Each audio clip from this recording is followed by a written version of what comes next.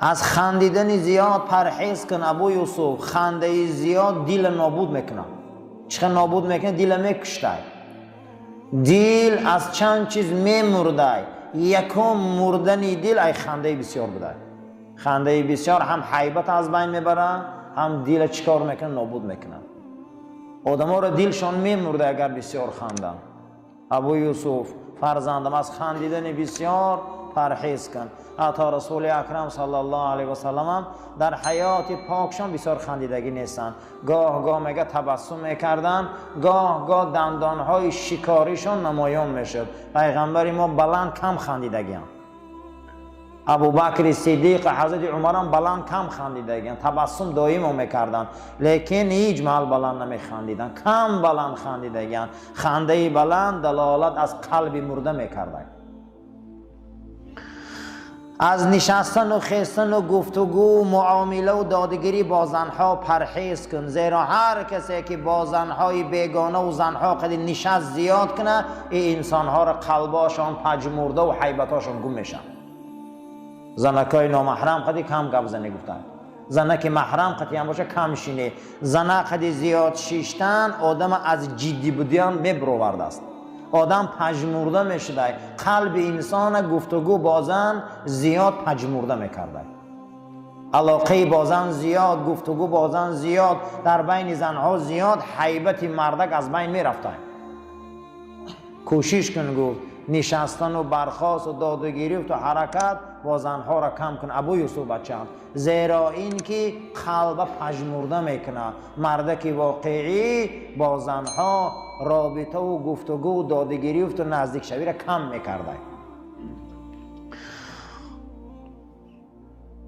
همیشه در زمین با وقار و آرام و مهربان قدم زن. هیچ محل سراسیمه در کوچه ها قدم نزن. سراسیمه قدم زدن از علامت بد اخلاقی است. یا خودمون در کوچه راه میگردن، گمان میکنه که چی جنایت را صادر کردگان. باید مسلمان با وقار راه گرده، آهسته آهسته. و در کارهات سراسیمه نشو. العجلة من الشیطان. سراسیمگی از ابلیس است. بادروا بالاعمال سبعا.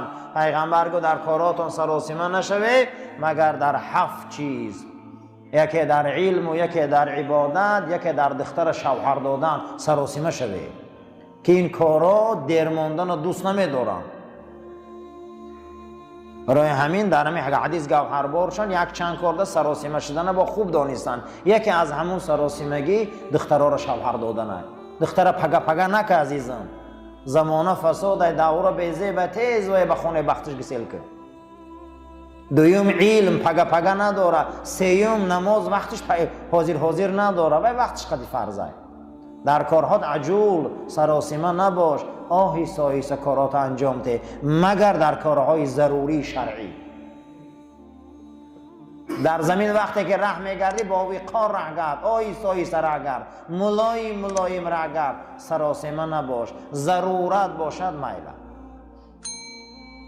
اگر کسی ای پشت سر تو را فریاد کرد و از پشت سر تو را صدا بلند کرد و یا تو را مقصد با صداهای امروزه اشتاکشی میگن، باید اهمیت نده، زیرا ای پشت فقط حیوان صدا میکنن. این عادت مسلمان نیست. اگر مبادا یک از قفا صدا بلند میکنن و یا از قفا فریاد میکنن و داد میزنن، با داد و صدا اونا اهمیت نده. اگر نام تگیرن و دیگه مسئله، لیکن اگر نام گرفته صدا کنه این دیگه مسئله. لیکن اگر اونها بلند داد زدن و صدا کردن و یا مقصد اشتا کشیدن، در این انسان اهمیت نده، زیرا این عمل فقط حیوانا رو میکنن. تو انسانی از پشت حیوان فقط صدا میکنن، انسان روبروش صدا میکنن. در وقتی گپ زدن هیچ محل داد نزن، صدا تا بلند نکن، زیرا داد زدن و صدا بلند کردن در وقت گپ زدن از علامت بد تربیت بودن انسان است. آدمای بد تربیت بلند گپ میزنن، داد میزنن. همین گپ زدن که همه آدمی دیگه خطاب میکنه همون فهمه بس ایوخی. ای داد زدن اگر برکت میافت عزیزا، خر برکت میافت. همین صدا میکنه که 10 شلاق میفهمه.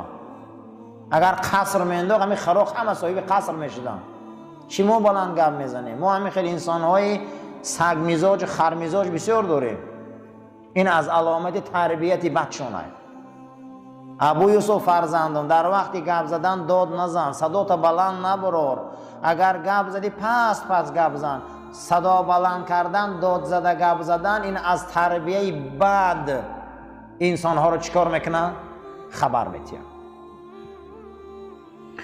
همیشه عادت کن ملایم بدنه، همیشه عادت کن ملایم گپ زدنه، همیشه کوشش کن آرام گشتنه، همیشه حرکت کن که ملایم باشه. هر کسی که ملایم و آرام باشه او انسان در بازار مردم قیمت داره.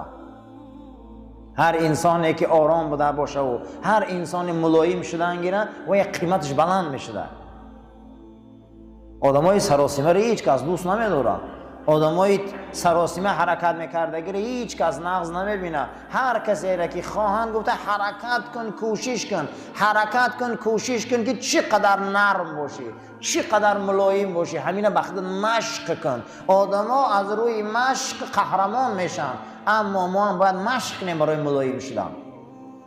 باید با وقار باشیم، ملایم باشیم، آدمای نرم خوب باشیم. اینا مشق میکنی. همین قدر سلامت نرم باشه، همین قدر آغوشت نرم باشه، همین قدر گپ زنید نرم باشه، همین قدر در رفتارت ملایم باشه. این انسان ها در بازار انسانی قدر داشتیم، قیمتاشون بلند بود است. در پیش مردم همیشه ذکر خدا را زیاد کن. تا همون آدما قد بی معنی گپ زنه همیشه تسبیح گو. هر انسانی که در پیش می ایستن اونها را به تسبیح گفتن عادت کن. همین پیش مردم ده تا این قدر گپی بی معنی کردن تسبیح زنی و خوب بوده. همون انسان ها را نصیحت کردن در کار بوده که تسبیح گیری. پیش مردم ده فقط ذکر خدا کن، یاد خدا کن، اونها را به تسبیح گفتن عادت کن. هر کسی که مردم به سوی ذکر خدا می بیاره او یکی از اولیای خدا. آدمای خدا دوستاشون میخواستن که به یاد خدا بیاین. او یوسف فرزندم مبادا در مجلس بحث و مناظره لرزیده حرف زنی.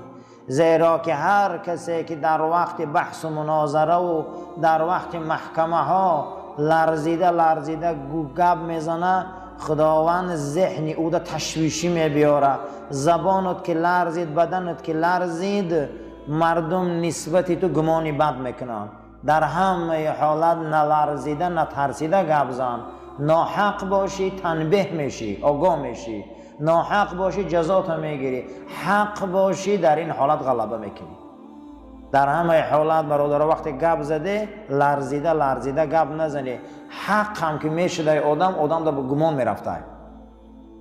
ابو یوسف بچم در مجلس ها، در مناظره ها، در بحث ها، در صحبت ها نلرز، نترس، زبان لطه نخره، آهسته گپ زن، نترسیده گپ زن، نلرزیده گپ زن. زیرا اینکه بسیار انسان ها آدمای خوبند، لیکن در وقتی گپ زدن بسیار در تشویش میشوند، چهره هاشون تغییر مییابند. باشه حق آدم ها همین خصلت از خود دور که